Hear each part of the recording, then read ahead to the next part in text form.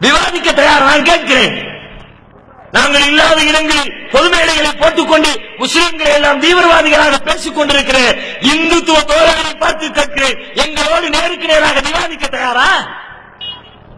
முஸ்லிம்கள் தீவிரவாதிகளா அல்லது முஸ்லிம் தீவிரவாதி என்று சொல்லிக்கொண்டு தீவிரவாதத்தை அரங்கேற்றுவது நீங்களா என்று உங்களோடு நேருக்கு நேராக விவாதிக்க தயார். அனைத்து வேலைகளையும் செய்வது நீங்கள் செய்து முடித்துவிட்டு பழியை தூக்கி முஸ்லிம்கள் மீது போடுகிறீர்களா? நான் அதற்காக முஸ்லிம் செய்யவே இல்லை என்று சொல்லவில்லை. முஸ்லிமும் சில இடத்தில் செய்திருக்கிறார்கள், அது ரொம்ப அரிதாக நடந்தது. ஆனால் அனைத்தையும் செய்தவர்கள் நீங்கள்.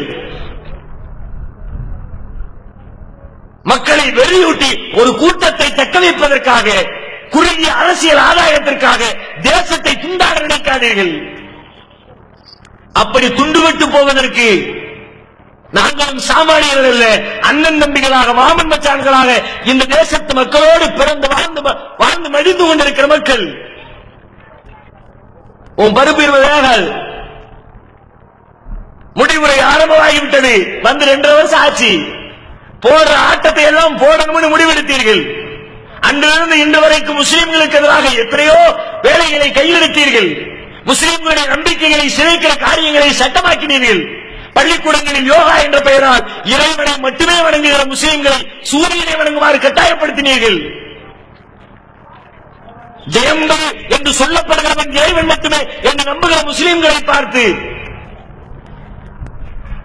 பாரத் மாதா கி ஜெய் என்றெல்லாம் பொய்யான மாதாக்களை புகழுமாறு சொன்னீர்கள். மாதாக்களை புகழுவதில் எங்களுக்கு தயக்கமில்லை.